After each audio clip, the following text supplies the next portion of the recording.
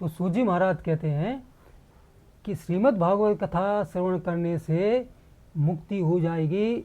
इस कथन के जो साक्षी और गारंटर है वो परीक्षित जी। परीक्षित साक्षी यत श्रवणगत मुक्ति युक्ते कथने, इस कथन के जो है परीक्षित साक्षी। अब आप एक बात विचार कीजिए कि श्रीमद् भागवत कथा को भगवान नारायण ने ब्रह्मा जी को चतुर्थ श्लोकी रूप में सुनाया था, और ब्रह्मा जी ने नारद जी को कथा श्रवण कराई थी, नारद जी ने व्यास जी को श्रवण कराई थी, और व्यास जी ने सुखदेव जी को श्रवण कराई थी। तो इनमें से किसी को साक्षी नहीं माना, परीक्षित जी को साक्षी क्यों माना? क्योंकि जब ब्रह्मा जी ने सुनी तो वो अपनी जो है प्रयोगशाला में घुस गए, क्योंकि उन्हें संसार की रचना करना थी। 2 पैर के बना दिए, अब 4 के पैर के बनाऊंगा। कांटेदार वृक्ष बना दिए, अब फूल वाले बनाऊंगा। फूल वाले बना दिए तो फल वाले बनाऊंगा। काले आदमी बना दिए तो गोरे बनाऊंगा। नाटे बना दिए तो लंबा बनाऊंगा। अपनी लेबोरेटरी में जाके अनुसंधान में लग गए। नारद जी ने श्रवण की तो वो जो है भक्ति के प्रचार में लग गए। व्यास जी ने श्रवण की तो वो जो है श्रीमद् भागवत लिखने में लग गए। और सुखदेव भगवान ने श्रवण की तो सुखदेव भगवान जो है कथा बाँचने में लग गए। केवल एकमात्र परीक्षित जी ऐसे हैं जिन्होंने श्रीमद् भागवत की कथा भगवत चरणों की प्राप्ति के लिए, भक्ति प्राप्ति के लिए, अपने कल्याण के लिए श्रवण की। तो ऐसी कथा श्रवण को देख करके विधाता को बड़ा आश्चर्य हुआ, क्योंकि विधाता जो है विधि निषेध के वो तो दिमाग चलता रहता है। उन्होंने सोचा कि सर्प के डसने से, आग में जलने से, नदी में डूबकर मरने से, और अकस्मात जलने मरने से, डूबने से उन्हें भ्रम था ब्रह्मा जी को कि जीव जो है प्रेत बनता है। और सुखदेव जी ने परीक्षित जी को कथा सुनाई, और परीक्षित जी को तक्षक नाग डसना है तो वो प्रेत नहीं बने, सीधे जो वैकुंठ लोक पहुंच गए, मुक्ति होगी। इसलिए उनको जो है आश्चर्य हुआ।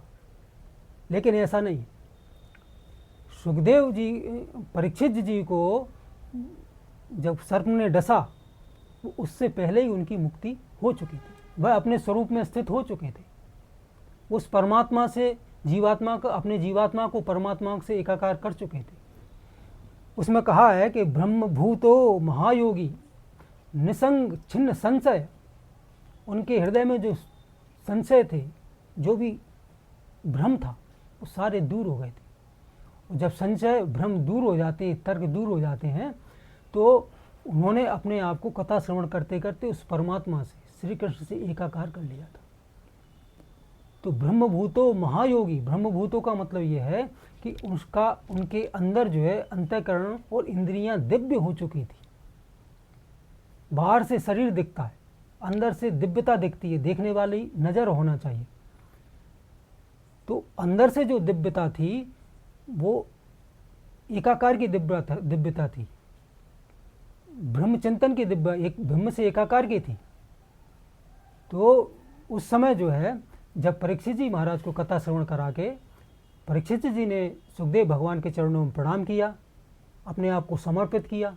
सुखदेव भगवान जो है उनको आशीर्वाद देकर जब चले गए, और जाने के बाद में जब परीक्षित जी के गले में माला डाली तो उस माला में कीड़ा के रूप में बैठा हुआ तक्षक आया, और उसने जो है परीक्षित जी की नाक पर डस दी।